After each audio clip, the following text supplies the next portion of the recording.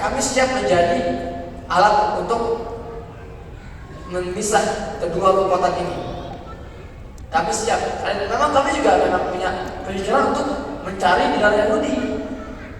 Maka itu kenapa sampai sekarang Yahudi ini benar-benar di backup oleh negara-negara Barat sebetulnya, karena mereka saling melengkapi kepentingan masing-masing, gitu ya. Akhirnya makanya sekarang di semua perang dunia 1, 1914, 1919, perang dunia 2 itu semua settingan. Jadi fase per fase. Pertama, untuk kita menguasai wilayah itu, kita harus memecah-mecah dulu di negara-negara Arab nih. Muncullah perang dunia pertama. Ya, kemudian ketika Inggris keluar sebagai pemenang, kemudian ada yang namanya perjanjian Sykes-Picot. Saat itu negara-negara Arab itu dipisah-pisah.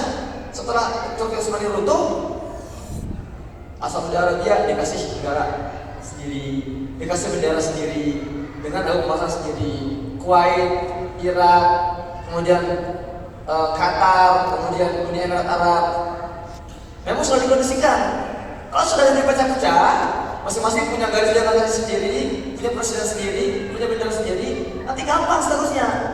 Barulah akhirnya Inggris menguasai. Jadi mereka setelah mereka berhasil ya dalam perang dunia pertama, mereka bagi lagi tuh negara kolonial. Oke, Italia kamu ngambil Libya, Prancis kamu ngambil Maroko dan Tunisia, Inggris biar saya ngambil Uni Syam. Inggris ngambil Palestina. 1920 ada namanya mandat Britania. Itu bagian dari rencana mereka.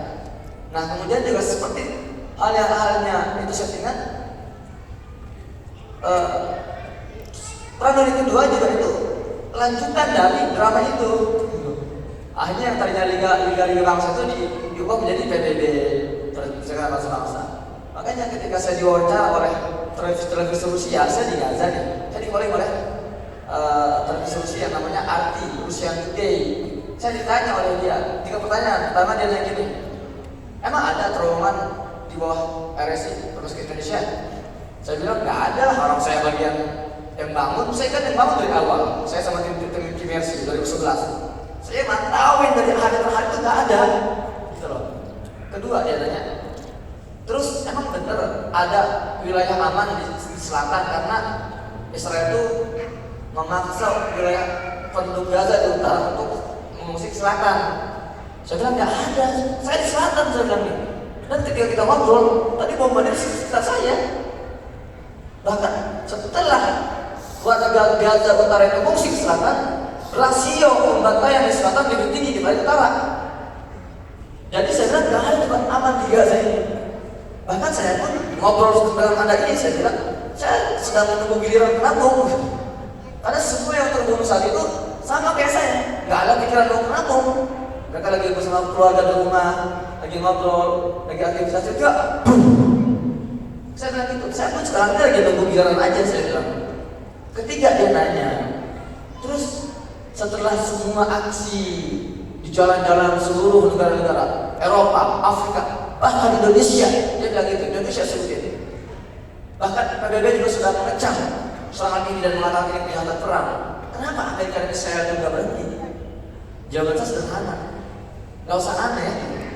Memang semua negara-negara di dunia ini sudah dikondisikan oleh mereka agar ketika mereka membantai Palestina, kita semua bersama main, termasuk Indonesia. Ya, nah, dan saya mengatakan juga, PBB apa lagi?